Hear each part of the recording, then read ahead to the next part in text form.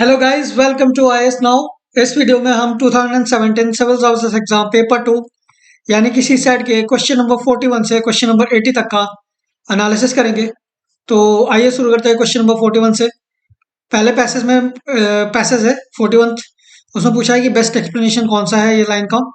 तो पूरे पैसेज को यदि हम पढ़ेंगे तो पाएंगे कि political development is not a unilinear process for it involves both growth and decay. ये इसलिए बिकॉज यहाँ पे जैसे दिया है कि it is possible that some people may renew their identification with traditional groups, whereas others align themselves with new groups and symbols emerging from the process of political development। यानी कि यहाँ पे पॉलिटिकल डेवलपमेंट की बात हो रही है। उसमें से ये बताया है कि कुछ लोग तो रिन्यू करा लेते हैं, सपोज एक तरीके का सब्सक्रिप्शन होता है, ठीक है। तो मतलब मान लो ऐसे, तो कुछ लोग रिन्यू करा लेते हैं और कुछ लोग रिन्यू नहीं कराते, वो दूसरे पकड़ लेते हैं, है ना। लाइक ओके, तो यही है कि ग्रोथ भी होता है और डीके भी होता है ना। मतलब नए आते भी हैं और पुराने जाते भी हैं। सो वही मतलब है यहाँ पे। तो A will be the correct answer. फिर moving on to next question. There have been a significant trend world wide towards regionalism. Regionalism के ऊपर क्वेश्चन है। ये पूछा है कि इसका मोस्ट लॉजिकल लॉजिकल भी होना चाहिए, रैशनल भी होना चाहिए, मतलब प्रैक्टिकल होना चाहिए, है ना, क्रिटिकल भी होना चाहिए। मतलब थोड़ा मतलब निगेटिव पॉजिटिव को बना के रखे, थोड़ा निगेटिविटी की साइड में हो, मतलब उसका एक क्रिटिसाइज किया हो। ठीक है। इन्फरेंस का मतलब होता है ऑब्जर्वेशन है, कोई आपने पढ़ा, उसको ऑब्जर्व किया और उससे क्या आप डिड्यूस कर पा रहे हैं, निकाल पा रहे हैं, तो इसका मतलब हुआ। तो यदि हम पूरा पढ़ें तो इसमें दिया है wide spread transfer of powers downwards. ठीक है। यहाँ पे जैसे दिया है कि डिवोल्यूशन इसको कहते हैं, डाउनवर्ड को, पावर को, जिसमें तीन फैक्टर्स होते हैं: political legitimacy, decentralisation of authority and decentralisation of resources. यानी कि रिसोर्सेस, अथॉरिटी और पॉलिटिकल लेजिटिमेसी, है ना। तो ये सारी चीजें दी जाती है। पॉलिटिकल लेजिटिमेसी मतलब mass demand from below for the decentralisation people process. यानी कि नीचे पंचायत लेवल से सपोज आवाज आती है कि अम, हमें लेजिटिमेसी चाहिए, हमें हमारे ही लोग चाहिए ग्राउंड पे। ठीक है। और ये बोला है कि without in many cases decentralisation is initiated by upper tier of government without sufficient political mobilisation. मतलब पॉलिटिकल मोबिलाइजेशन बिना होते हुए भी, लाइक ब्लॉक लेवल पे या फिर जिला लेवल पे, है ना, वो किया जाता है। For it at grass root level पे कुछ नहीं होता यूजुअली, मतलब, है ना। पॉलिटिकल एज ए नहीं होता सीन। लोग कोई भी उठता है एंड फ्रॉम पीपल लाइक वहां के विदाउट पॉलिटिकली लोगों को मोबिलाइज करे हुए किसी आइडियोलॉजी पे, किसी चीजों पे, है ना, वो एक तरीके से दिया है यहाँ पे। तो ये दिया है decentralisation process often does not fulfil its objectives. मतलब डिसेंट्रलाइजेशन प्रोसेस जो होता है वो मोस्ट ऑफ ऑफन, मतलब सामान्यतः वो अपने जो जिस ध्येय के लिए उसे बनाया गया था इस प्रोसेस को, वो फुलफिल नहीं करता। तो यही तो है कि devolution to be successful requires a democracy in which there is a free expression of the will of the people at lower level and the active participation at the grass root level. यही देखो ना यहाँ पे, जिससे दिया है in many cases decentralisation is initiated by the upper tier of the government without sufficient. तो मतलब सफिशिएंट पॉलिटिकल मोबिलाइजेशन है ही नहीं ग्रास रूट लेवल पे, तो इसकी वजह से डिसेंट्रलाइजेशन नहीं हो पाती, है ना। तो यही हमारा सी आंसर हो गया यहाँ पे। फिर moving on to next question, passage 3, question 43। ठीक है। ये पूछा है कि मोस्ट लॉजिकल और इसेंशियल पैसेज क्या है। इसेंशियल मतलब सबसे इंपॉर्टेंट, और लॉजिकली हम क्या कर पा रहे हैं। ठीक है। तो ये पूरा पढ़ें तो यहाँ पे देखेंगे कि और very perception of who we are, how we connect to the world around us and the ways in which we define our domains by of labour life and language are usually structured by digital technologies. यानी कि digital technologies के ऊपर ही सारे, मतलब हम digital technology के भरोसे ही हैं कि सब कुछ वही करेगा, उसी के थ्रू होगा, है ना। डिजिटल इज एवरीवेयर, है ना। ये बताया कि हम डिजिटल सिस्टम में ही रहते हैं, डिजिटल मीडिया के द्वारा एक दूसरे से इंटरेक्ट करते हैं, लाइक यूट्यूब से अभी लेक्चर सुन रहे हो आप, है ना। तो the very presence and imagination of digital has dramatically restructured our life. हमारे लाइफ को इसने रिस्ट्रक्चर किया हुआ है। और ये जो दिया है लास्ट में कि define the shapes and boundaries, understanding of the self, the society, structure of the governance. तो ये जो दिया है कि speaking of digital technology, speaking of our life and living, that is because यहाँ पे दिया है रिस्ट्रक्चर्ड आवर लिविंग, है ना। We live within digital systems, है ना। और डिजिटल सिस्टम ही हमारे शेप और बाउंड्रीज को डिफाइन करता है, हमें खुद को समझने में और सोसाइटी को समझने में मदद करता है। और स्ट्रक्चर ऑफ द गवर्नेंस मतलब गवर्नेंस का स्ट्रक्चर भी मतलब मदद करता है समझने में। यही समझाता है, मतलब एक तरीके से डिफाइन करता है। ठीक है। तो B will be the correct answer. यहाँ पे ए वाले में जैसे दिया है ऑल प्रॉब्लम्स को governance can be solved by using digital technology. यहाँ पे गवर्नेंस की प्रॉब्लम्स की बात नहीं करी गई है, है ना, तो ये इनकरेक्ट हो जाएगा। ये creativity and imagination can be express without digital media, किया जा सकता है पर अभी हम डिजिटल मीडिया के थ्रू कर रहे हैं, ठीक है, तो ये भी गलत हो जाएगा। Use of digital system is imperative for the existence of Mankind, ऐसा भी कुछ नहीं है, मतलब लोग आप बिना डिजिटल सिस्टम के भी रह सकते हो, है ना, लोग करते भी हैं कभी कभी, विपासना वगैरह चले जाते हैं, है ना। So D will be incorrect also. ठीक, ठीक है, moving on to next question, question number 44। 44 में अगेन दिया है लॉजिकल भी बताना है, रैशनल भी बताना है, क्रिटिकल भी बताना है, एक तरीके से निगेटिव निगेटिव को क्रिटिसाइज करना है, क्रिटिसाइज करते हुए एक तरीके से, है ना, मतलब क्रिटिक एकदम निगेटिव ही नहीं बताना है, क्रिटिकल जो मोस्ट इंपॉर्टेंट हो, ठीक है, मतलब कुछ नुकसान कर रहा है उसको पॉजिटिविटी एक तरीके से बताना है। तो ये बोल रहा है लॉजिकल और रैशनल, लॉजिकल और प्रैक्टिकल रैशनल होना चाहिए। तो यदि पूरे पैसेज को पढ़ें तो ये बताया, Imaev has pointed out that the fast-growing economies of Asia face the risk of falling into middle income trap. Middle income trap क्या है यहाँ पे?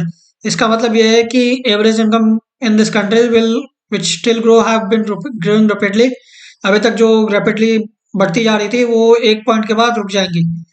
ये पॉइंट वेल सॉर्ट है इनकम डेवलप्ड वाले से, डेवलप कंट्रीज में जो भी इनकम होता है उससे थोड़ा पीछे रह जाता है। तो ऐसे आईएमएफ आइडेंटिफाई करता है मिडिल इनकम ट्रैप के कारण को। तो उसमें दिया है कि कोई भी इसमें सरप्राइजिंग नहीं है, मतलब एक तरीके से मानी जानी बात है कि इंफ्रास्ट्रक्चर का इशूज रहता है, वीक इंस्टीट्यूशंस रहते हैं, तो इसके लिए मैक्रो इकोनॉमिक कंडीशंस के लिए ठीक नहीं रहती, है ना। तो IMF is a collapse on growth of productivity, मतलब ग्रो प्रोडक्टिविटी कम हो जाती है ना, मिडिल इनकम कंट्रीज, मतलब एक पॉइंट के जाने के बाद प्रोडक्टिविटी क्या कम हो जाती है, ठीक है। तो वही यहाँ पे ए वाले में दिया है कि once a country reaches middle income stage, middle income stage पहुंचने के बाद ये प्रोडक्टिविटी घटने के चांसेस रहते हैं, जो कि स्टैग्नेंट इनकम्स को कारण देता है। जैसे यहाँ पे जैसे ही दिया था कि income will stop going beyond the point, ठीक है, तो वही है स्टेगनेंट रह जाती है, मतलब एक तरीके से उसी पे चल रही है ऐसे, मतलब ठीक है। ये सपोज मैं यहाँ से जा रहा था और ये मिडिल इनकम आ गया सपोज, तो ये हमारा ये आ गया तो ये यहीं तक रहेगा ऐसे, ठीक है, ये ऐसे चलता चला जाएगा। इसको यहाँ पे बढ़ना है ना, पर वो बढ़ेगा नहीं, है ना। तो यही मतलब इसका हो गया। तो हमारा C will be the, A will be the correct answer, ठीक है। फिर moving on to next question, question number 45। अब ये यहाँ पे दिया है कि मोस्ट लॉजिकल और रैशनल एजम्पशन बताना है हमें, कुछ भी मतलब इस पैसेज को पढ़ने के बाद क्या एजम्पशन आ रहा है हमारे दिमाग में, लॉजिकली और rationally, practically in the sense, ठीक है। तो पूरे पूरे पैसेज को पढ़ें तो inclusive innovation and R can help create an egalitarian society आता है, ये कैसे दिखता है? यहाँ पे दिया है innovative India will be inclusive, inclusive कैसे?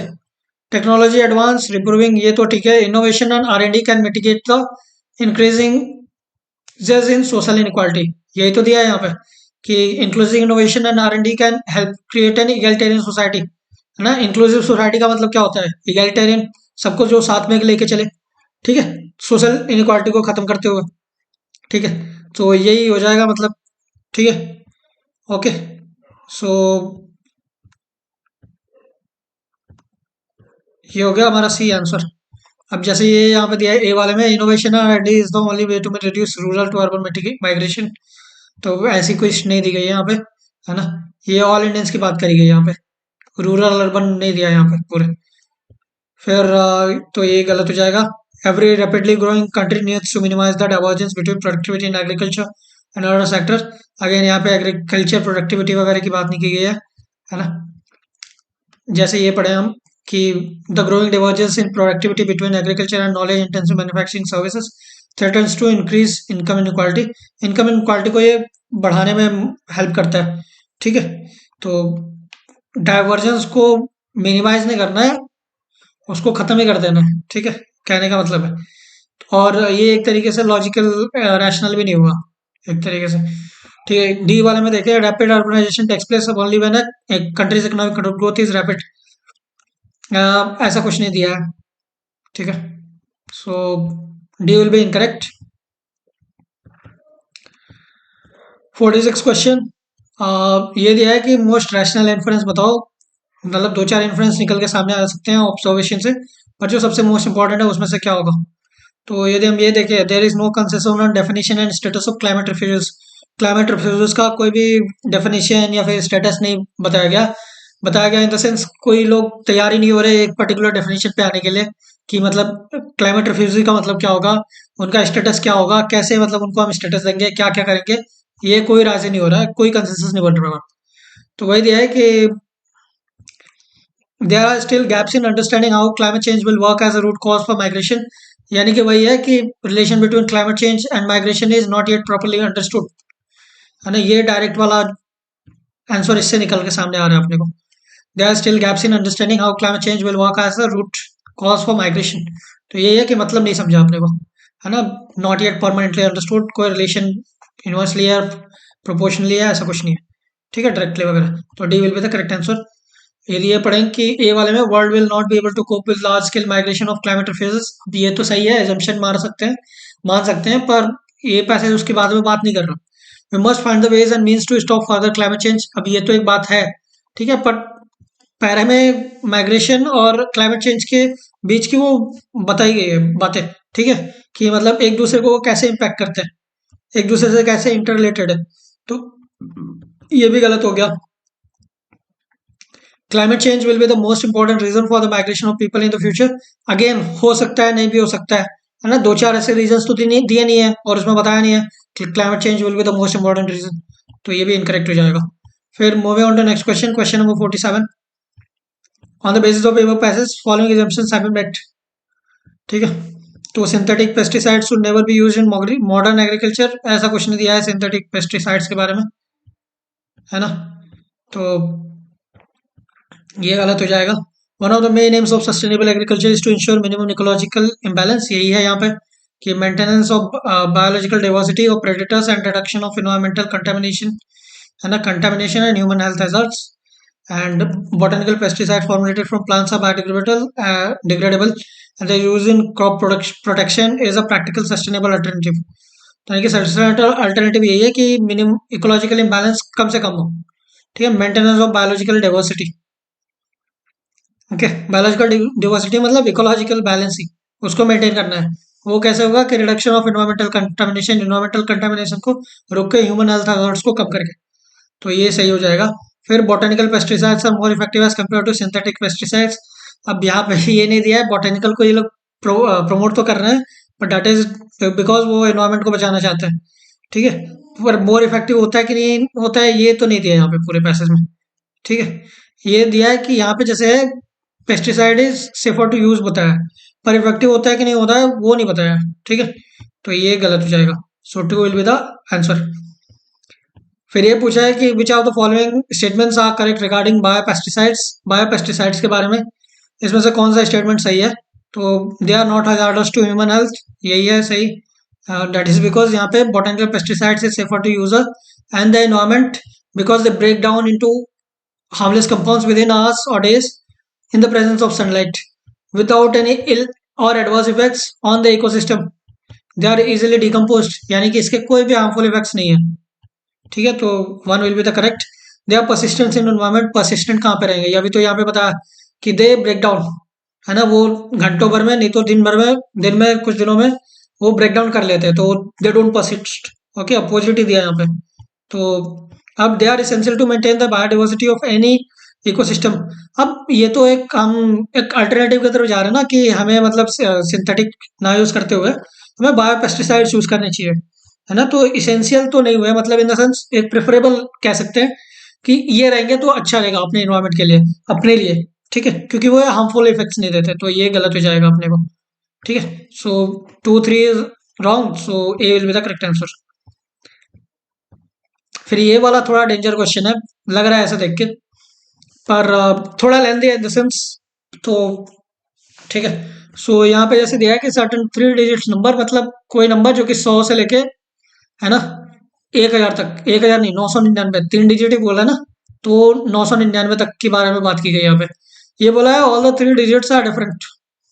ठीक है, चलो ठीक है, 3 डिजिट डिफरेंट तो बाद में देखेंगे। ये बोला है कि the number is divisible by 7। तो 7 से जितने नंबर डिविजिबल है 100 से लेके 999 तक, वो लिख डालो लाइन से।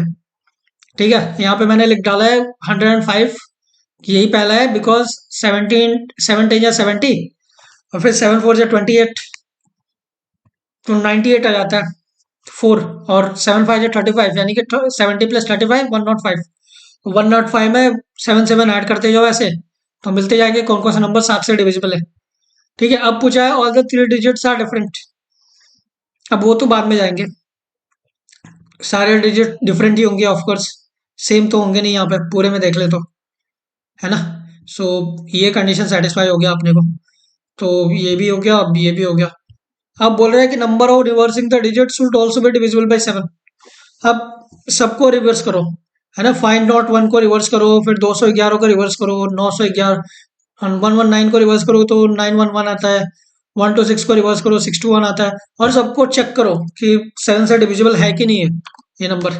ठीक है, तो पूरा मतलब ये ट्रायल एरर करते रहेंगे, सबको डिवाइस करेंगे एक तरीके से, है ना। तो पाएंगे कि 4 ही ऐसे डिजिट्स हैं, 168 जिसका अपोजिट होता है 861, ये यहाँ पे देखो मिल रहा है अपने को, है ना। और 259 जो कि यहाँ पे 952 952, है ना।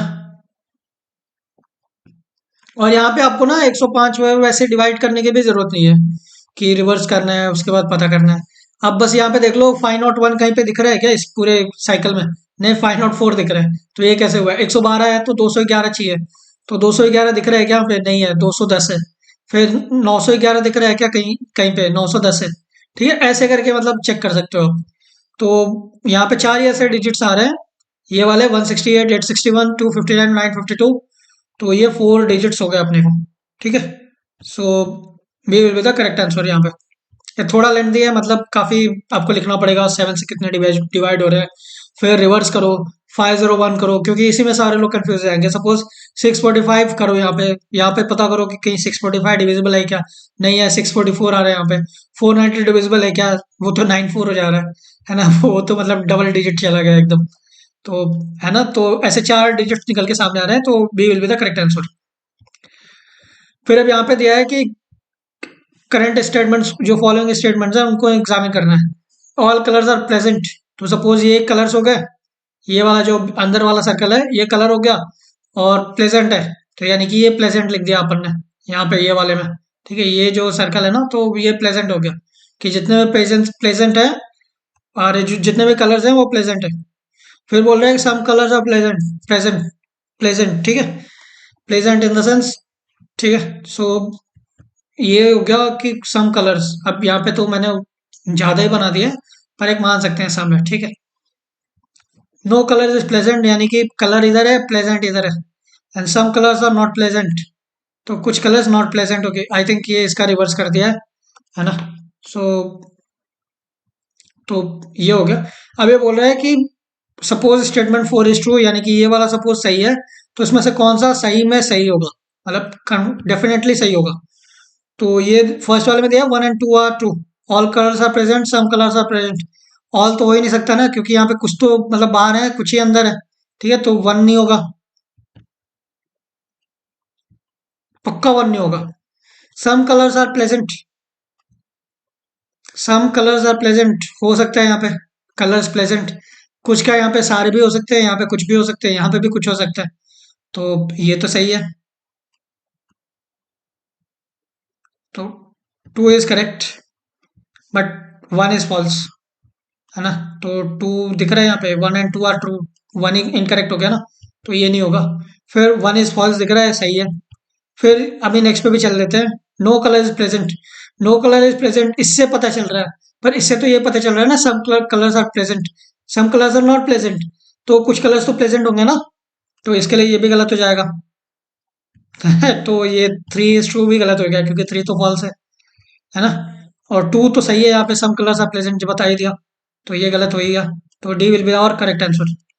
फिर moving on to next question. ये पूछा है कि 99 और 1000 में से ऐसे कौन से नंबर्स हैं जो कि आठवां जो यूनिट प्लेस होता है, लाइक फर्स्ट प्लेस जो होता है वो वहां पे 8 है। तो ये बोल रहा है कि 3 digits numbers with last unit digit 8 will be 8 -8, क्योंकि 3 डिजिट में पहले 1 होता है फिर दूसरा डिजिट, तभी जाके यहाँ पे 8 लिखना है ना। ये यहाँ पे लिखा है यहाँ पे 8। ठीक है। So first place can be filled in 9 numbers. 9 numbers क्यों? क्योंकि 3 डिजिट्स है, 10 नंबर करने जाएंगे मतलब जीरो लिखेंगे तो इसका तो वैल्यू हो जाएगा, वैल्यू खत्म हो जाएगा, है ना। तो वो डबल डिजिट में आ जाएगा, तो इसके लिए हम 9 ही नंबर लिखेंगे यहाँ पे। ठीक है, तो 9 नंबर्स। ठीक है। And second place will be by 10 numbers. 10 numbers क्यों? क्योंकि यहाँ पे जीरो लिख सकते हैं हम, 0 1 2 3 4 5 6 7 8 9। ठीक है। तो टोटल नंबर्स कितने हो गए? ये 9 और ये 10। तो टोटल नंबर ऑफ वेज कितने हो गए? 9 × 10 तो 90 हो गया। एक काउंटिंग प्रिंसिपल भी होता है, एक तरीके से थियरम वगैरह है। तो नहीं भी पता हो तो अपन ऐसे ही पता कर सकते हैं कि ऐसे मतलब मल्टीपल कर सकते हैं जितने बार डिजिट्स हैं। तो 9 × 10 90। तो C will be our correct answer. फिर moving on to next question, if for a sample data mean is lesser than median is lesser than mode, तो डिस्ट्रीब्यूशन क्या होगा? सिमेट्रिक होगा, skewed to the right, neither symmetric nor skewed, skewed to the left. अब symmetric का मतलब ये होगा कि बराबर होता है। ठीक है, तो सिमेट्रिक मतलब mean equal to median equal to mode. skewed to the right मतलब इसका उल्टा, है ना, mean will be greater than median will be greater than mode.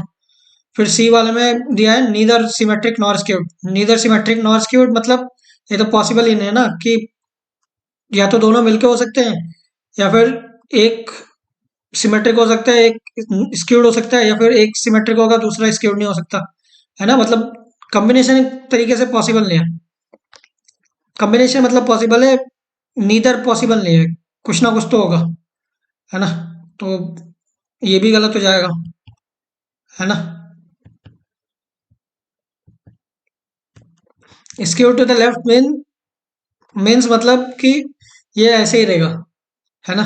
और ये यहाँ पे क्वेश्चन आ जाएगा क्योंकि ये पता नहीं कि इसका मतलब क्या होगा, ये इंक्रीज होगा या डिक्रीज होगा या इक्वल टू होगा।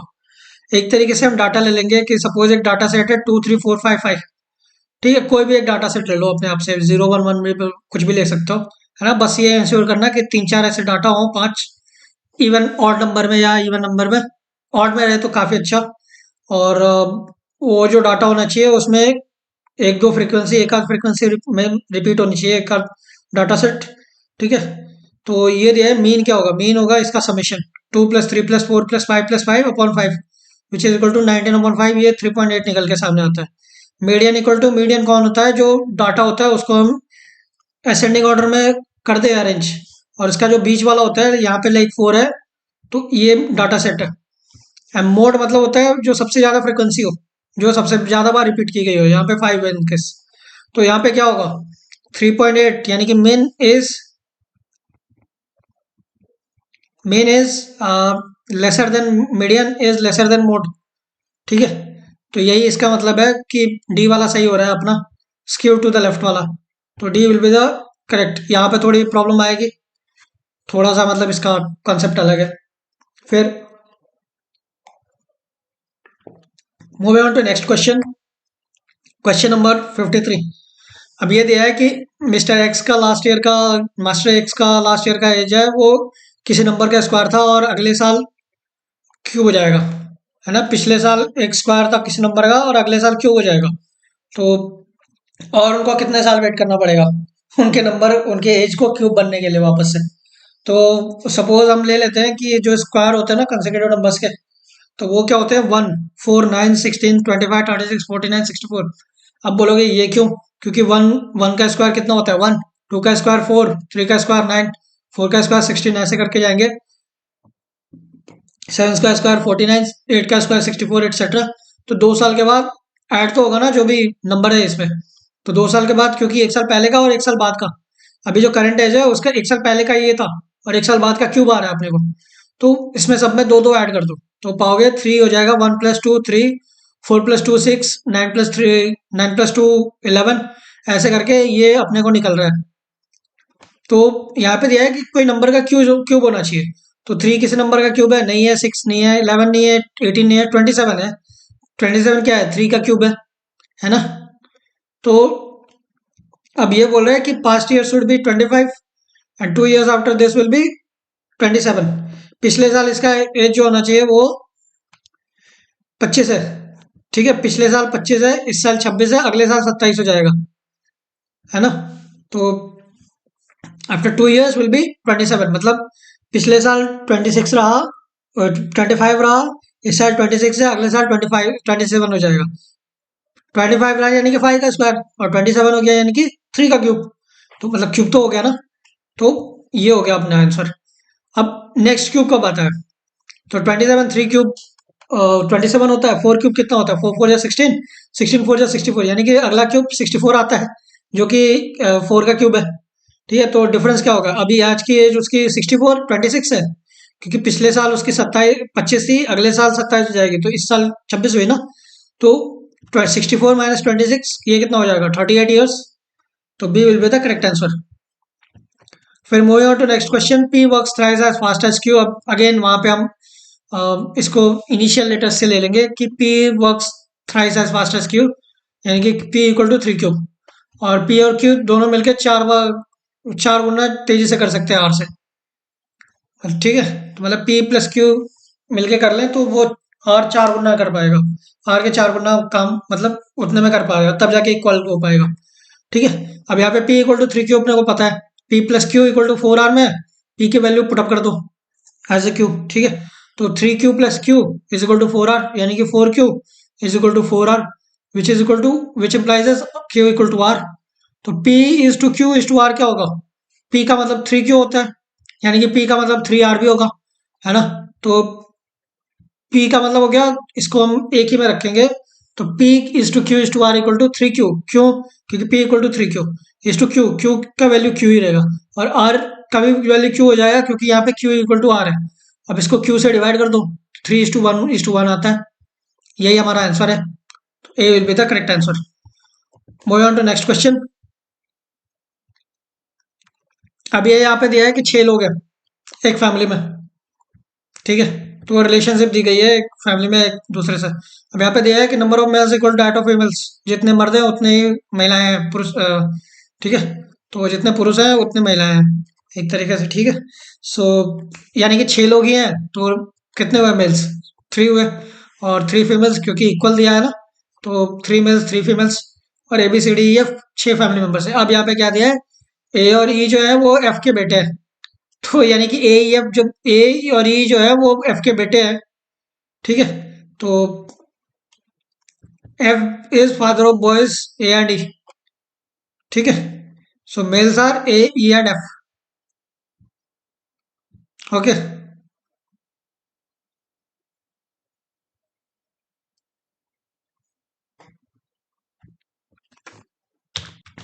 तो यहाँ पे जैसे है कि ए और ई जो है वो एफ के बेटे हैं, तो मेल्स क्या हुए? ए ई और एफ। ठीक है, अब D is the mother of two, one boy and one girl, तो D is mother of two, one boy and one girl. B is the son of A, तो चलो B is son of A, तो यानी कि ए जो है वो F का बेटा है, तो ये इसका दादाजी हुए। ठीक है, तो ग्रैंड सन ऑफ एफ हुए, और ई का नेफ्यू हुआ, बिकॉज ए और ई भाई हैं, दोनों बेटे हैं ना, तो ए और ई भाई हो गए। ठीक है, सो ये हो गया अपना सही। तो ए फादर ऑफ बी है, इसका ब्रदर ऑफ ई है, और सन ऑफ एफ है, इससे जो पहला वाला दिया था, दूसरा वाला। फिर ई अंकल ऑफ बी हुआ, ब्रदर ऑफ ए हुआ, सन ऑफ एफ हुआ। अब दिया है कि there is only one married couple in the family at present, तो एफ ए फादर है किसका? बी का। ठीक है, तो बी और ए कपल नहीं हो सकते, और ए का ए है वो ई का भाई है, और एफ का लड़का है, यानी कि ये भी नहीं हो सकता, है ना। सो ए जो है कपल नहीं हो सकता, किसका किसका? बी का भी। ठीक है, ए बी कभी नहीं आएगा, ए ई कभी नहीं आएगा, और ई एफ कभी नहीं आएगा, मतलब ए बी ई एफ तो आएंगे ही नहीं। ठीक है, कपल में सी कोई और दिया नहीं है, क्योंकि ये दोनों बेटे ही हैं, ये भी बेटा ही है, ये भी किसी का बाप ही है, तो और ये मदर दी गई है, तो यानी कि ये लड़की होगी, एक जो लड़की होगी, है ना, तो ये सी लड़की हो गई। ठीक है, तो इससे क्या निकल के सामने आता है कि डी जो है वही एक एक ही महिला है जो मैरिड है। ठीक है, अब या तो ये एक ही हस्बैंड वाइफ है, या फिर एफ की वाइफ है। ठीक है, तो A is the husband of D, क्यों? क्योंकि मदर ऑफ टू है, one boy boy and one girl, लेकिन एफ के दो बच्चे हैं, है ना, दो बेटे हैं, ए और ई, और मदर जो है उनकी एक लड़का और एक लड़की है, तो ऑब्वियसली ये कपल नहीं होंगे डी और एफ, तो बचे कौन कपल में? तो डी और ए बचे, ए फादर है तो और ए डी मदर है, तो यही कपल है मतलब। ठीक है, तो A is husband of D, D is wife of A, तो ये हो गया हमारा आंसर बी।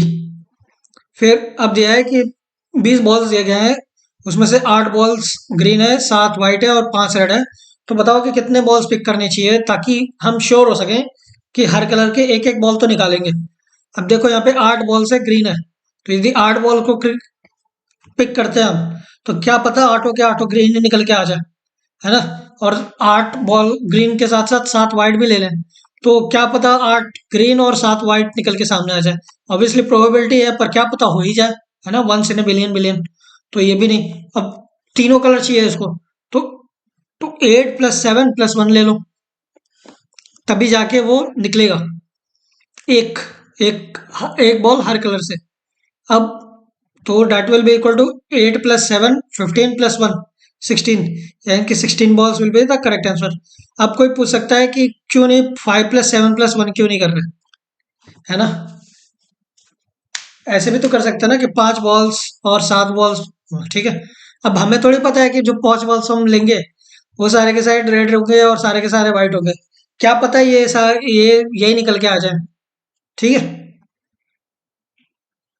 ओके, तो ये मतलब बी वाला ही करेक्ट आंसर हो जाएगा। इसके लिए हमें ग्रेटर नंबर से लोअर नंबर की तरफ जाना है, लोअर नंबर का ही एक ऐड करना है, ग्रेटर नंबर का पूरा ऐड कर देना है, तभी जाके हम श्योर हो जाएंगे।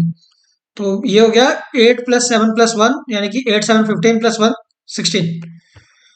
Moving on to next question. दो बॉयज और दो गर्ल्स अरेंज करने करने हैं उनको रो में, ठीक है। ऐसे कि गर्ल्स जो है वो एक दूसरे के नेक्स्ट में ना हो, तो कितने अरेंजमेंट पॉसिबल है?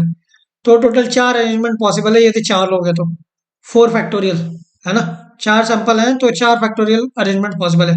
जितने भी नंबर है, हमने पहले भी एक बार देखा था कि जितने भी नंबर है उसके कितने अरेंजमेंट पॉसिबल है, उसका फैक्टोरियल। फैक्टोरियल क्या होता है? उसके नीचे के जितने मल्टीपल नंबर्स आते हैं उसके मल्टीपल्स। तो यहाँ पे 4 फैक्टोरियल है, तो 4 × 3 × 2 × 1, तो 4 3 12 × 2 24, तो 24 सच अरेंजमेंट्स आर पॉसिबल, ठीक है। लेकिन ये बोल रहा है कि girl sit next to each other, ठीक है, not sit next to each other, ठीक है। तो इसका हमें करना है कि दो गर्ल्स को एक ले लेना है, तो 2 बॉयज और एक गर्ल हो जाएगा, है ना, यदि वो उनको एक साथ बैठ रहे हैं तो ये हो गया कि 2 girls will be equal to 3 factorial into 2 factorial, अरे 3 × 2 3 फैक्टोरियल, ओके।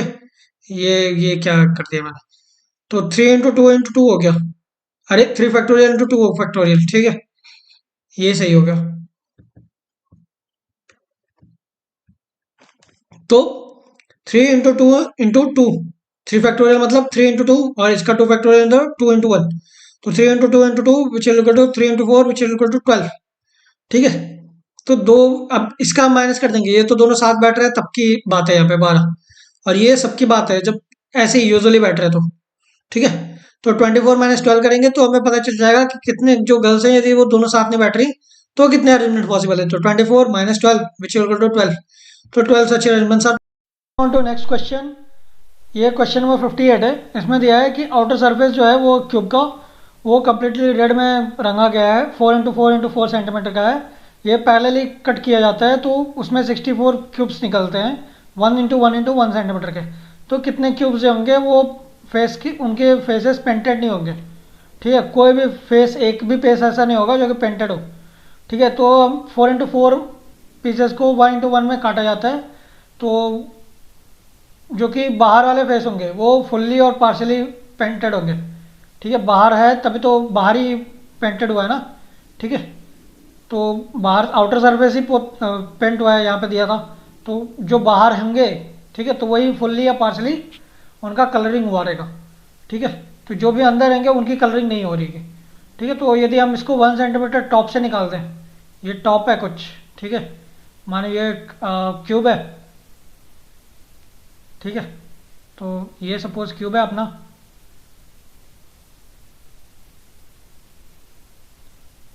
तो ये चारों तरफ पोता गया है, तो 1 सेंटीमीटर यहाँ से निकाल दें, 1 सेंटीमीटर नीचे से निकाल दें, तो कितना हो गया, है ना।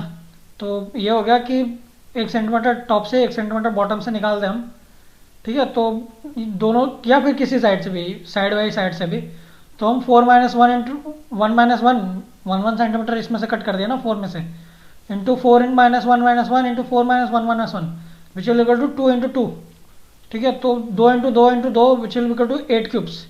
तो 8 ऐसे क्यूब्स होंगे जो कि कोई भी फेसेस होंगे वो पेंटेड फेसेस नहीं होंगे उनके, ठीक है। तो A will be correct answer. मतलब ये भी एक थियरम टाइप ही आता है, फार्मूलाज वगैरह, तो वो एक कर सकते हैं अपन।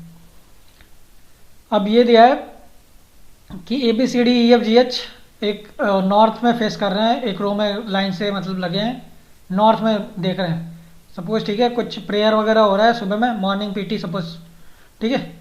तो उसको एक तरीके से नॉर्थ में देख रहे हैं ये लोग, ठीक है। तो ये दिया है कि B is not a neighbour of G, तो B is not a neighbour of G यानी कि लेफ्ट में भी नहीं है, राइट में भी नहीं है। F is to immediate right of G and neighbour of E। अब इमीडिएट राइट ऑफ G है और नेबर भी है E का, तो E लेफ्ट में हुआ ना, ठीक है। तो EGF,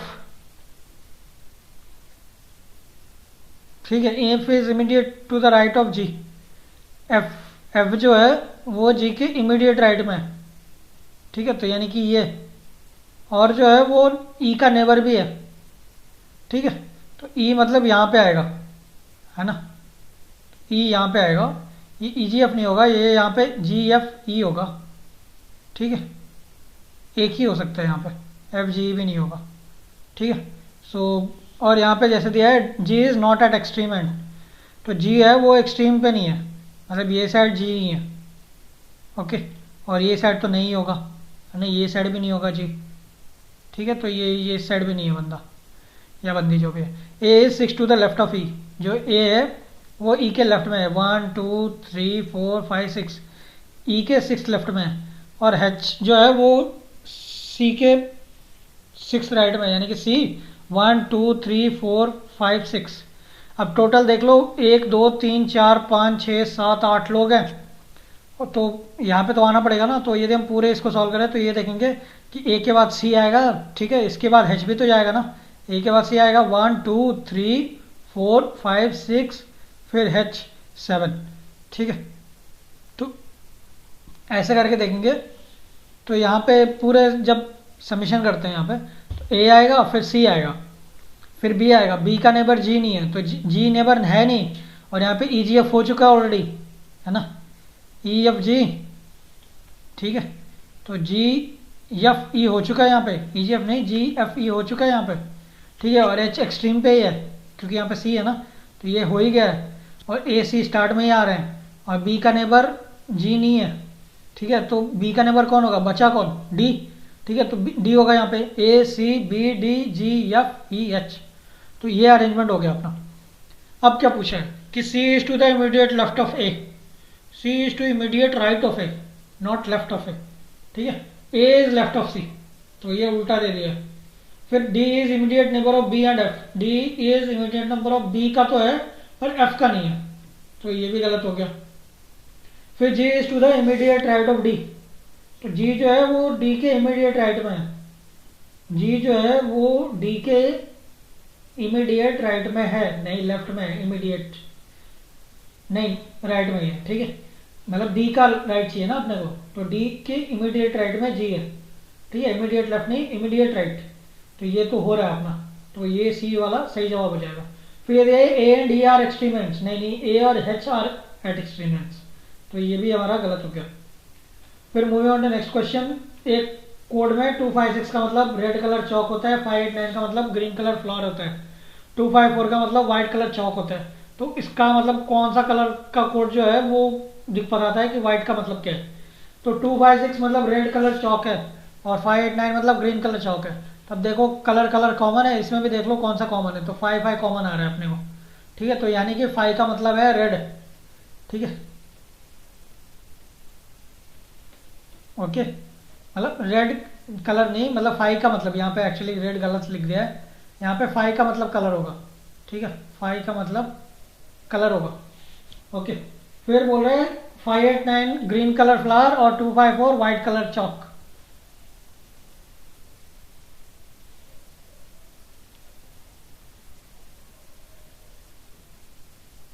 ओके, तो यहाँ पे जैसे दिया है कि 2 कॉमन है 1 और 3 में, इसमें भी कॉमन है और इसमें भी कॉमन है, और भी कॉमन है चॉक।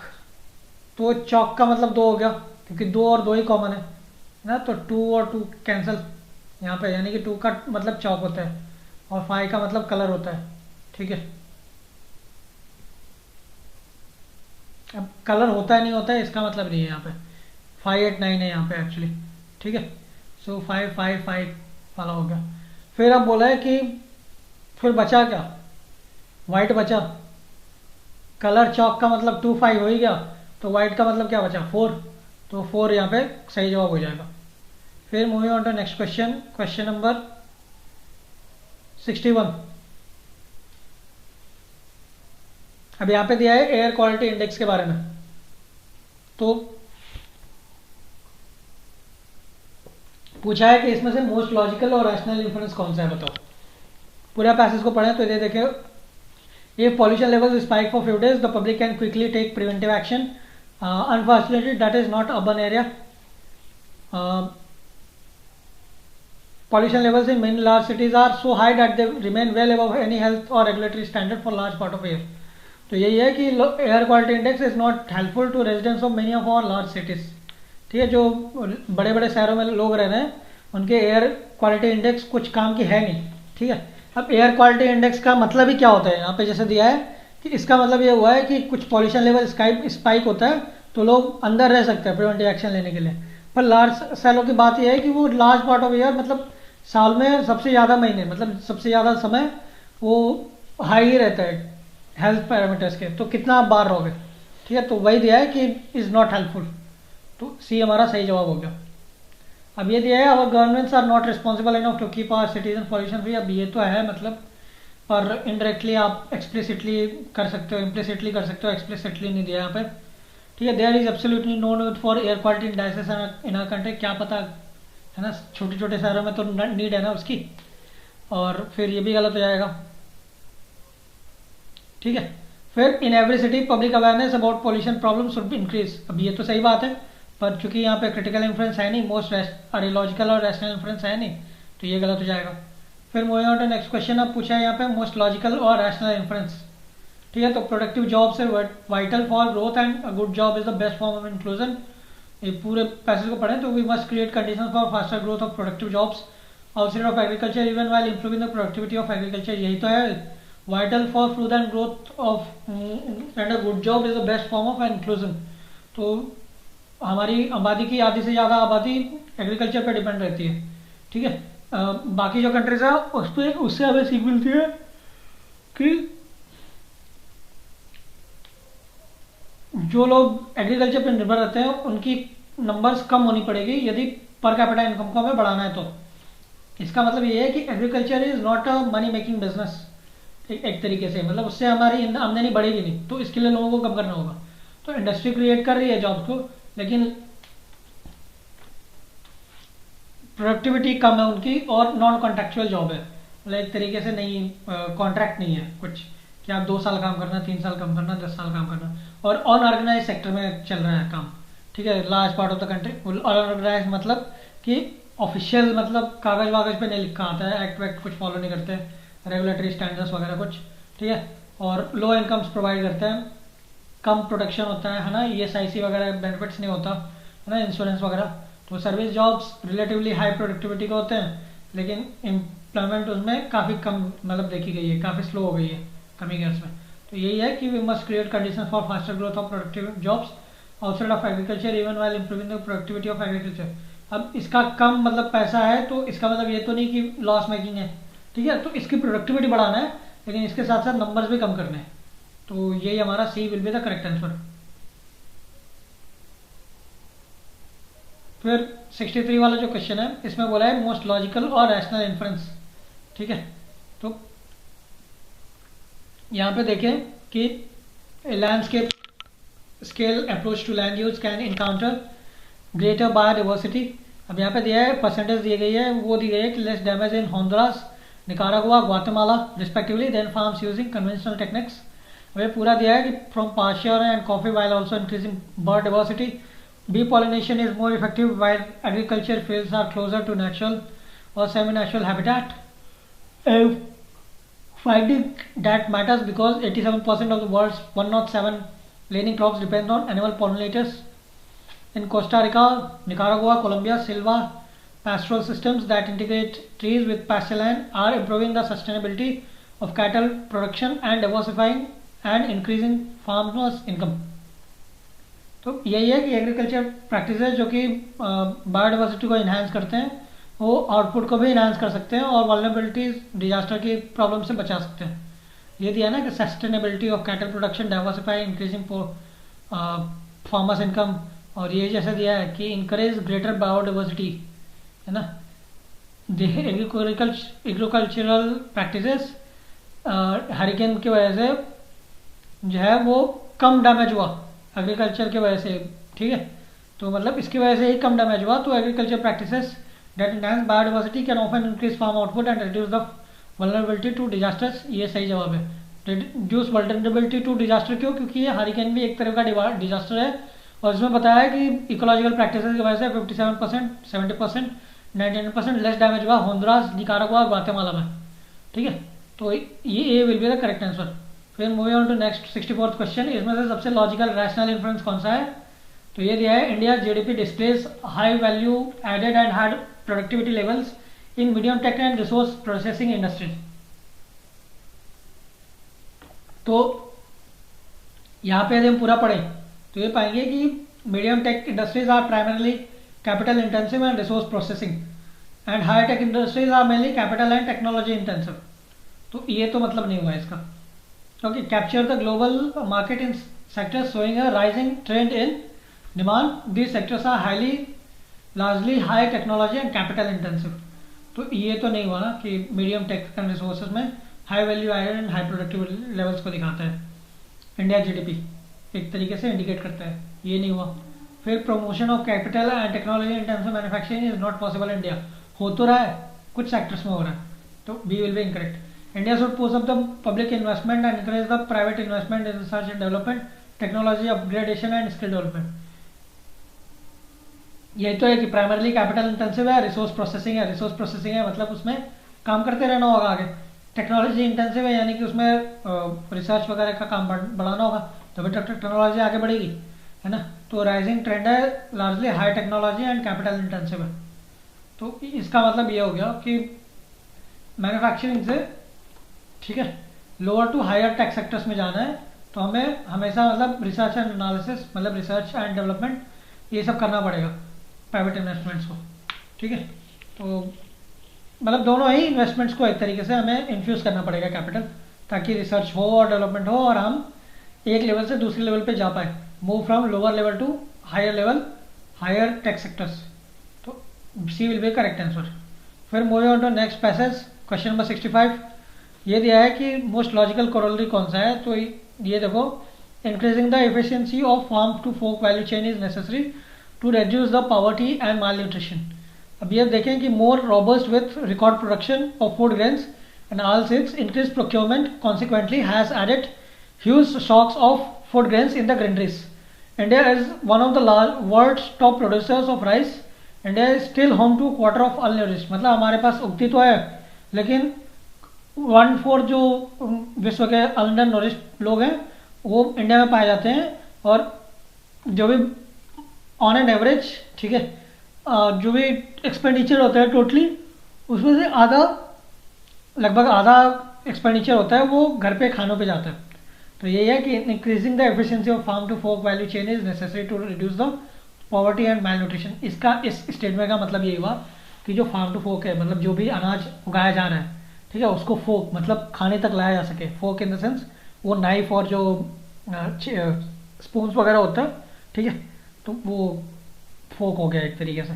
तो वही है कि मतलब ज़मीन पे उग रहा है लेकिन मुंह के पास से आना चाहिए, खाना टेबल पे भी आना चाहिए ताकि खा सके और इससे पॉवर्टी और मैल न्यूट्रिशन को हम कम कर सकें, ठीक है। तो A will be the correct answer. अब ये बी वाले में दिया था कि increasing the agriculture productivity will automatically eliminate the poverty. अब है तो नहीं, दिया तो है कि सबसे ज़्यादा मतलब हम ज़्यादा प्रोड्यूस कर लेते हैं, लेकिन फिर भी हमारे 25% लोग मतलब नहीं खा पाते हैं, मेल न्यूट्रिशन है, ठीक है, मेल न्यूट्रिशन है उनको, ठीक है, तो ये गलत होगा। फिर India's agriculture productivity is already great and it is not necessary to increase in further. अरे प्रोडक्टिविटी तो ठीक है, और इंक्रीज हो भी सकती है, लेकिन इसका मेल न्यूट्रिशन से क्या लेना देना पैसे का, तो सी भी नहीं होगा।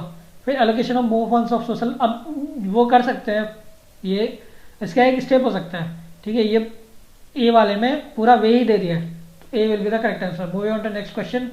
स्टेट्स आर लाइक पर्ल्स, मोती हैं, centre is the thread, thread जो होता है वो धागा, वो सेंटर है, जो कि उनको पिरो के उसमें एक नेकलेस बना लेता है, गले का, है ना, हार जो बोलते हैं एक तरीके से, तो वो बना लेता है।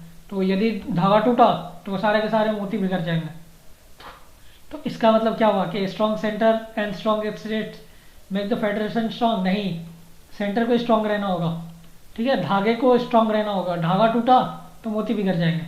अब मोती कितने भी ताकतवर हो, यदि धागा कमजोर है तो गया फिर मामला। तो यही है बी वाला करेक्ट आंसर कि strong centre is binding force for national integrity. तो मतलब सबको मिलाए रखने के लिए, जोड़े रखने के लिए जो धागा है, ठीक है, सेंटर, उसको मजबूत रहना होगा, यही बाइंडिंग फोर्स है। तो A B will be the correct answer. Moving on to next. ये दिया है कि एबव स्टेटमेंट, जो ऊपर स्टेटमेंट दिया गया है पैसेज में, वो किसके लिए आर्ग्यू करते हैं। तो यदि ये देखें तो इसमें पाएंगे कि ये बोल रहा है कि every man that is to live under the government ought first by his own consent to put himself under the government. मतलब गवर्नमेंट के अंडर खुद ही जो इंसान है, जो भी पर्सन है, वो खुद ही गवर्नमेंट के अंडर अपनी कंसेंट दे कि वो गवर्नमेंट के अंडर रहना चाहते हैं, ठीक है। Every man that is to live under government ought first by his own consent to put himself under government. तो यही है मतलब कि rule according to the consent of the governed. ये हो गया सही जवाब। फिर moving on to next question. Question number 68। ये दिया है average rainfall in a city for the first 4 days, मतलब पहले जो 4 दिन है उसमें एवरेज रेनफॉल 0.4 इंच की हुई है, ठीक है। फिर लास्ट 2 डेज पे जो एवरेज रही है रेनफॉल की वो 4:3 रही है। तो टोटल जो 6 दिन की एवरेज रही है वो 0.5 रही है। तो टोटल जो फिफ्थ डे पे है वो कितनी रेनफॉल रही है, यही इसका मतलब क्वेश्चन पूछा है यहाँ पर। तो ये देख रहे हैं कि average rainfall in first 4 days equal to 0.4, तो यानी कि टोटल 4 दिन में 0.4 इंटू 4 यानी कि 1.6 इंच बारिश हुई है। Rainfall on fifth and six day given is equal to 4:3, 4:3 का रेशियो दिया है यहाँ पर। तो एवरेज रेनफॉल 6 दिन में कितना होगा, 0.5 इंच, तो एवरेज मतलब, ठीक है, तो टोटल कितना होगा, 6 इंटू 0.5 इज इक्वल टू 3.0। अब यहाँ पे दिया है कि रेनफॉल को आर मान लेते हैं, ठीक है, तो पहले दिन R1, दूसरे दिन R2, इसको हम ऐड करते हैं तो 6 दिन की एवरेज 3 निकल के सामने आती है। पर जो पहले 4 दिनों की एवरेज है वो, अरे टोटल है वो 1.6 है, मतलब, ठीक है, तो टोटल 6 दिन की टोटालिटी 3 है, और टोटल 4 दिन की जो पहले है वो 1.6 है। तो यहाँ पे ये वाली जो है ना, इसको 1.6 कर सकते हैं।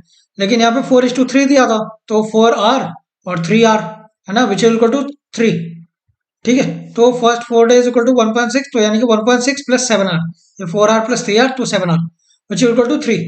तो 7R कितना होगा, 3 माइनस 1.6 विच इक्वल टू 1.4। तो R कितना होगा, 1.4 अपॉन 7, तो विच विल इक्वल टू 0.2। तो फिफ्थ डे पे कितना बारिश हुआ, फिफ्थ डे पे हुआ 4R, ठीक है, तो 4R की वैल्यू क्या है, 0.2, 4 into 0.2 which will equal to 0.8 inch, ठीक है, तो C will be the correct answer. फिर moving on to next question. अब ये यहाँ पे दिया है कि ABCDEFG ये लेक्चरर्स हैं, अलग अलग सिटी से, ये अलग अलग टॉपिक्स पढ़ाते हैं, सब्जेक्ट्स पढ़ाते हैं। ये दिया है lecturer from Kanpur is specialise in geography, मतलब कानपुर वाला बंदा, लेक्चरर या बंदी, वो कान ज्योग्राफी पढ़ाने में स्पेशलाइज है, ज्योग्राफी पढ़ाता है। फिर डी जो है वो शिलोंग से है, तो डी को हम शिलोंग लिख देंगे यहाँ पे। लेक्चरर सी जो है वो दिल्ली से है, दिल्ली से है, सोशोलॉजी पढ़ाता है, तो ये हम लिख देंगे, ठीक है, ये okay.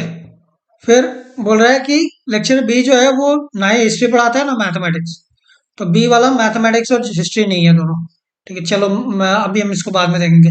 Lecture A who is specialise in economics does not belong to Hyderabad, तो लेक्चर ए जो है वो इकोनॉमिक्स में स्पेशलाइज है, चलो लिख दिया, वो हैदराबाद से बिलोंग नहीं करता, ठीक है, तो यानी कि यहाँ पे हैदराबाद नहीं आएगा, ठीक है। अब यहाँ पे दिया है lecture F who is specialise in commerce belong to Srinagar, commerce Srinagar, ये हो गया। फिर lecture G who is specialise in statistics belong to Chennai, तो स्टैटिस्टिक्स चेन्नई बोल दिया। अब ये जो है ए जो है वो हैदराबाद से नहीं है, ठीक है, बाकी शहर कोई बचा नहीं है, एक बस मुंबई बचा है, तो मुंबई हो जाएगा यहाँ पे, इकोनॉमी मुंबई, ठीक है, तो ये हो गया। अब डी और ई जो है यहाँ पे, B is specialised in neither in history nor in mathematics, ठीक है, और हिस्ट्री और मैथमेटिक्स ही दो सब्जेक्ट्स बचे हुए हैं और ज्योग्राफी बचा हुआ है तीसरा वाला। तो बी जो है वो ना ही हिस्ट्री में माहिर है ना मैथ्स में, तो बचा क्या कौन सा तीसरा वाला सब्जेक्ट जो कि ज्योग्राफी है, तो ज्योग्राफी है, बी ज्योग्राफी मानेंगे, पर ज्योग्राफी वाला जो बंदा है बंदे है वो कानपुर से है, तो कानपुर लिख दिया। ठीक है, अब पूछ रहा है क्वेश्चन बताओ कि ज्योग्राफी में कौन स्पेशलाइज्ड है, बी स्पेशलाइज्ड है, ठीक है, यहाँ पे A will be the correct answer. फिर बोल रहा है कि इस इकोनॉमिक्स वाला लेक्चर है वो किस सिटी से बिलोंग करता है, तो इकोनॉमी मुंबई, तो ये हो गया मुंबई, ठीक है, तो मुंबई हो गया बी वाला आंसर। फिर which one of the following belongs to Hyderabad, Hyderabad से कौन बिलोंग करता है, ठीक है, तो हैदराबाद से बिलोंग करता है ई, ठीक है, डेट इज बिकॉज बाकी सब सिटीज तो हो गई, बाद में लास्ट में मुंबई और हैदराबाद ही बचा था, और इसने बोल दिया था कि ये हैदराबाद से बिलोंग नहीं करता ए वाला, तो इसके लिए ई हैदराबाद से बिलोंग करता था, तो ये हमारा सही जवाब हो गया ई, तो बी हमारा यहाँ पे सही जवाब हो गया। फिर मूव ऑन टू नेक्स्ट, ये दिया है कि A B C D E 5 teachers हैं और अलग अलग सब्जेक्ट्स पढ़ाते हैं, तो ए एक कॉलम ले ये लिख देंगे और कौन कौन से सब्जेक्ट्स पढ़ाते हैं वो लिख देंगे। ए और बी हिंदी और इंग्लिश सिखाते हैं, तो ए और बी हिंदी और इंग्लिश सिखाते हैं, लिख दिया, ठीक है। फिर सी और बी इंग्लिश और ज्योग्राफी सिखाते हैं, तो बी ऑलरेडी इंग्लिश था ही और सी भी इंग्लिश आ गया। फिर और ज्योग्राफी भी सिखाते हैं, तो बी में भी ज्योग्राफी जोड़ दो, सी में भी ज्योग्राफी जोड़ दो। फिर बोल रहा है कि डी और ए मैथ सिखाते हैं और हिंदी सिखाते हैं, तो ए में हिंदी था, मैथ जोड़ दो, डी में भी मैथ्स और हिंदी दोनों जोड़ दो। फिर बोल रहा है कि ई एंड बी हिस्ट्री और फ्रेंच सिखाते हैं, तो ई में हिस्ट्री फ्रेंच जोड़ दो और बी में भी फ्रेंच जोड़ दो। अब पूछ रहे हैं सबसे ज्यादा सब्जेक्ट कौन पढ़ाते हैं, तो ये 3 पढ़ाते हैं, ठीक है, और ये भी 2 पढ़ाते हैं, तो ये तो कहीं मैच में भी नहीं है, 2 पढ़ाते हैं 2 पढ़ाते हैं, तो 2 और 3 और 4 में से कौन सा बड़ा है, 4 बड़ा है, तो 4 कौन है, बी, तो बी हमारा सही जवाब हो गया, तो B will be the correct answer. फिर बोल रहे हैं यहाँ पे कि एक 2 डिजिट का नंबर है उसको रिवर्स किया जाता है, तो जो लार्जर वाला नंबर है वो स्मॉलर नंबर से जब डिवाइड किया जाता है, ठीक है, तो इसमें से सबसे ज्यादा रिमाइंडर कौन सा पॉसिबल है, ठीक है, तो पहली बात तो ये है कि 2 डिजिट नंबर कैसा रहेगा, 10x प्लस वाई, 10x क्यों, क्योंकि 10th पोजीशन पे रहेगा ना, तो मल्टीपल ये रहेगा उसका x का, और यहाँ पे x और y हमने डिफरेंट क्यों लिया है, क्योंकि ये अलग नंबर्स भी तो हो सकते हैं ना, सेम नंबर्स नहीं होंगे, तो इसीलिए ऐसा लिखा है। अब यदि नंबर रिवर्स किया जाता है तो ये क्या हो जाएगा, ये वाला इधर आ जाएगा y, ठीक है, तो 10y मतलब 90 हो जाएगा, सपोज 9 है यहाँ पे तो 90 हो जाएगा, यहाँ पे 9 इधर था, तो 10y प्लस एक्स, ठीक है।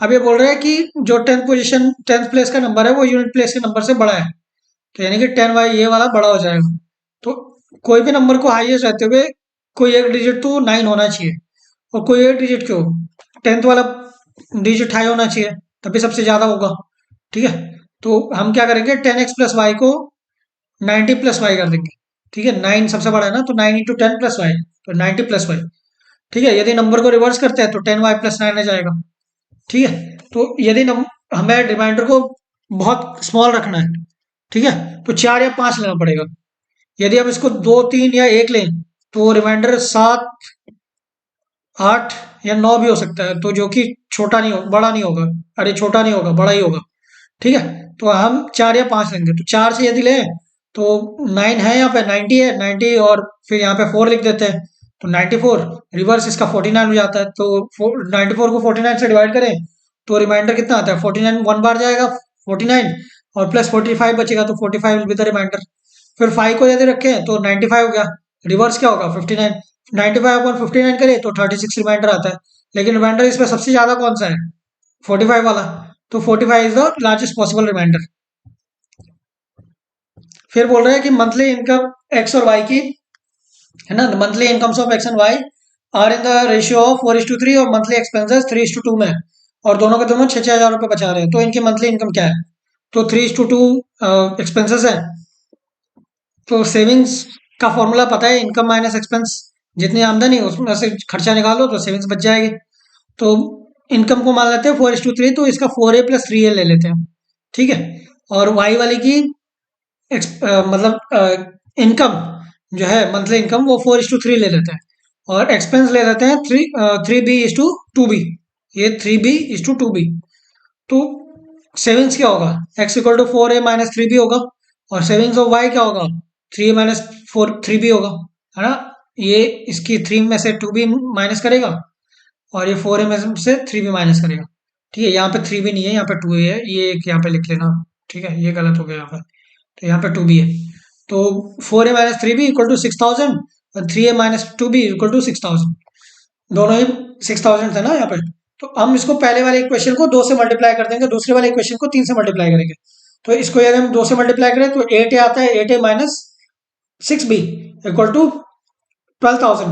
और फिर यदि इसको 3 से वाले को 3 से मल्टीप्लाई कर दे तो 3 × 3 9a-2 × 3 6b=6 × 3 18,000। अब इसको हम माइनस करें, ठीक है, अब इसको रिवर्स कर दो या फिर ऐसे ही माइनस कर दो, तो ये वाला कैंसिल हो जाएगा, माइनस करोगे तो -6 + 6b हो जाएगा, तो ये कैंसिल हो जाएगा। फिर 8a-9 है तो -a =12,000 - 18,000, तो इक्वल टू -6,000। -a=-6,000, तो प्लस माइनस माइनस कैंसिल हो जाएगा ना, तो a=6,000 हो जाएगा। अब इसको a की वैल्यू को हम यदि यहाँ पे पुट अप कर दें इसमें, तो पाएंगे 4a-3b=6,000, तो 4 × 6,000 - 3b, ये 6,000 के बराबर है, यानी कि 24,000 जो है -3b=6,000, तो यानी कि 3b=18,000। तो b का मतलब क्या हो जाएगा, 18,000 divide by 3 which will equal to 6,000। तो टोटल इनकम क्या होगा, 4a + 3a which will equal to 7a, 7a × 6,000, तो which will equal to 7 × 6 42,000 will be the correct answer.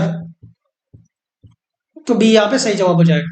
अब यहाँ पे दिया गया है नेक्स्ट क्वेश्चन में 74 में कि 2 वॉल्स हैं और एक सीलिंग है। ठीक है, मतलब एक हॉरिजॉन्टल है, एक वर्टिकल है, एंड एक 3D है।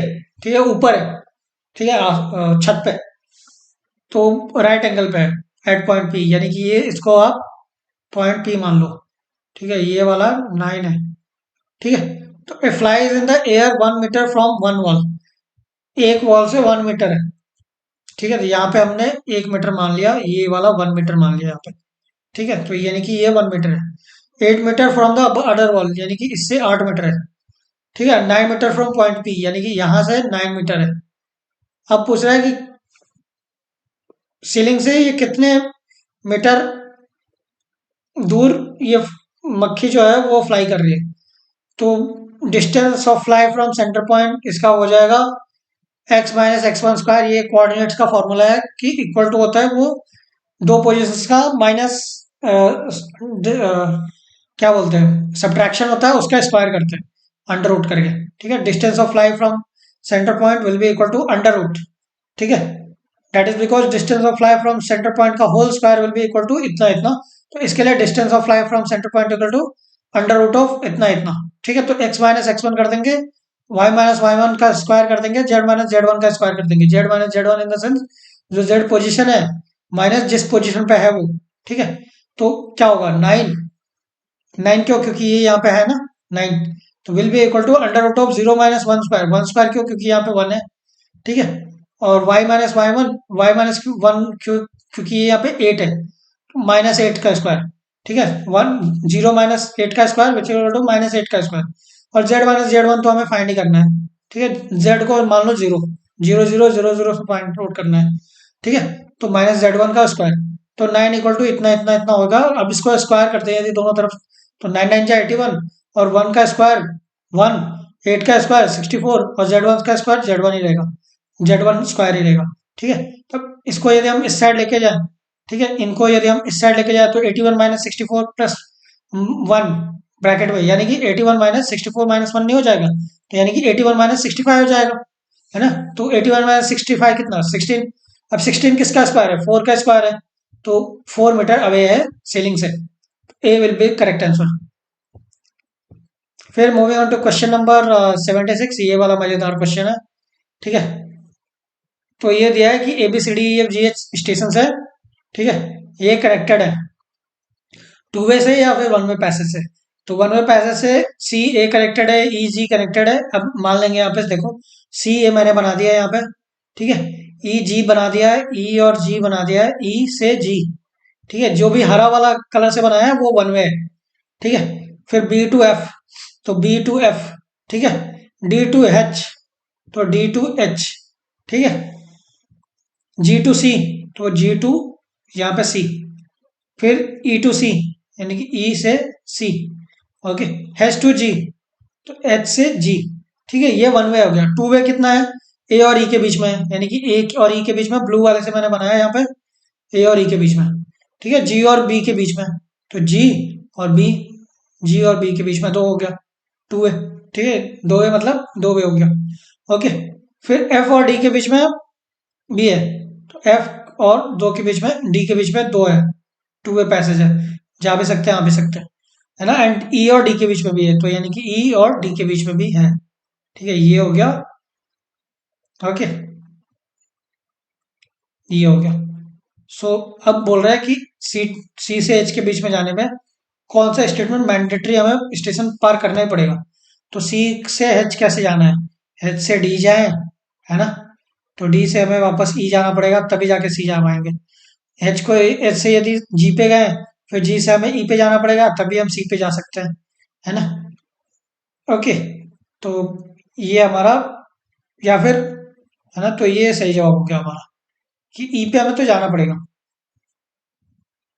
Okay, that is because C C to H जाने के लिए, सी टू एच जाने के लिए सी टू ई आएंगे, फिर ई टू जी जाएंगे, और जी से एच जाएंगे। ठीक है, तो या फिर सी से ई जाएंगे, फिर ई से जी ही जाना पड़ेगा।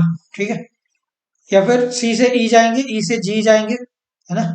पर जी से फिर एच ई जाएंगे, एच जाएंगे, ऐसे करके B will be the correct answer, E वाले से जाएंगे। फिर ये पूछा है कि एफ टू ए किधर किधर से पास हो सकती है, कितने में से, बिना एक स्टेशन पे दोबारा पास किए हुए, मतलब एक ही बार जाना है, एफ टू ए जाना है तो ये कितने तरीके से जा सकता है एफ टू ए, तो एफ, ठीक है, एफ टू बी आएगा, फिर बी टू जी जाएगा, फिर जी टू सी जाएगा, फिर ए जाएगा। एक ये वे हो गया। फिर दूसरा वे हो जाएगा एफ से जाने के लिए, एफ से डी जाएगा, फिर डी से ई जाएगा, है ना। ई से जी जाएगा, फिर जी से सी जाएगा, फिर सी से ए जाएगा, ए जाएगा। ठीक है, दूसरा वे होगा। फिर तीसरा वे हो गया, एफ से डी जाएगा, डी से, देखो यहाँ पे मैंने ये आई थिंक मिस हो गया। ठीक है, डी से एच जाएगा, एच से जी जाएगा, जी से वापस सी जाएगा, और सी से ए जाएगा, अरे जी जाएगा, है ना। जी से फिर बी जाएगा, बी से एफ आ जाएगा, है ना।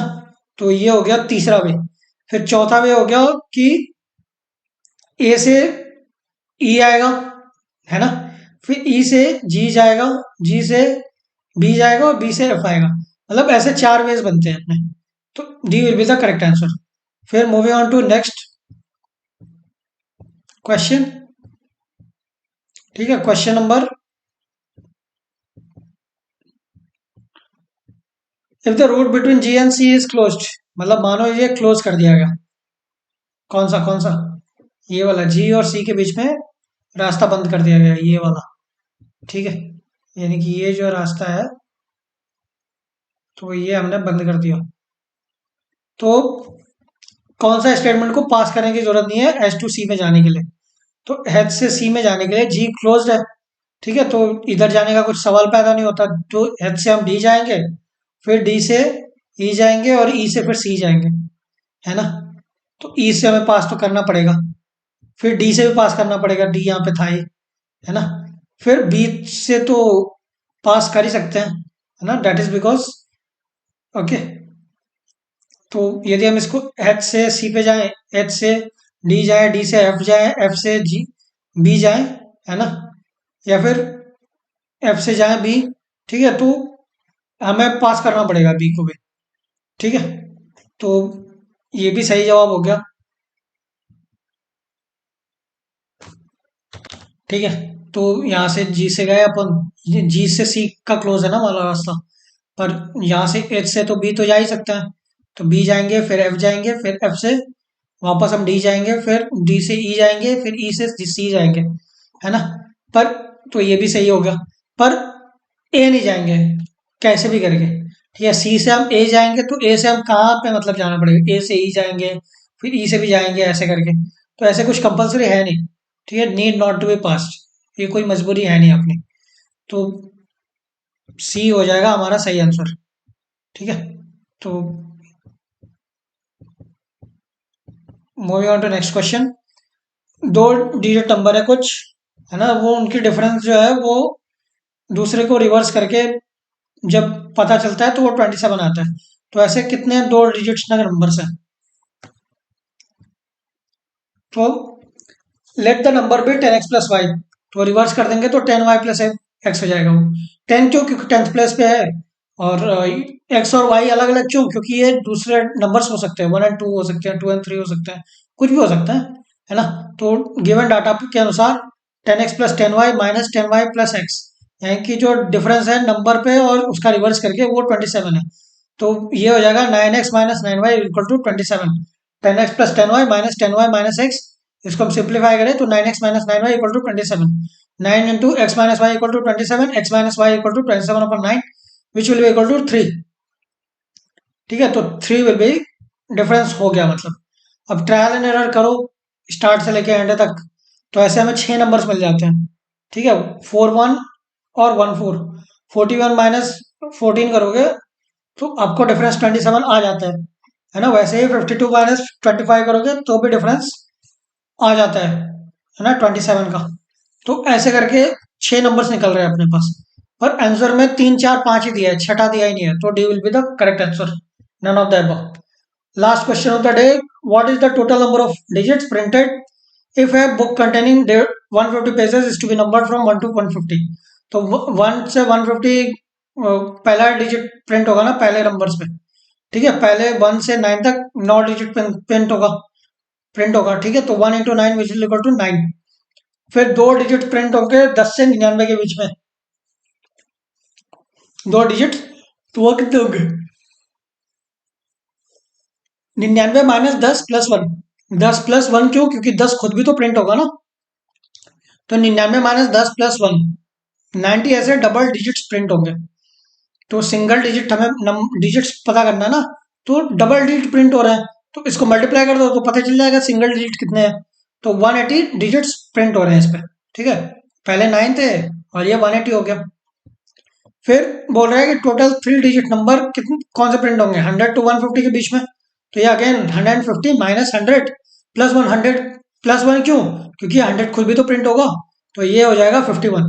150 minus 100 will equal to 50, 50 plus 1 51। तो 51 ऐसे 3 डिजिट्स हैं, तो इसको 51 इंटू 3 कर दो तो टोटल डिजिट हो जाएंगे 153। अब 153, 180 और 9 को ऐड कर दो तो मैनुअल एडिशन से हमें 342 मिलता है। तो B will be the correct answer. Okay, so that's it for this year. So thank you guys.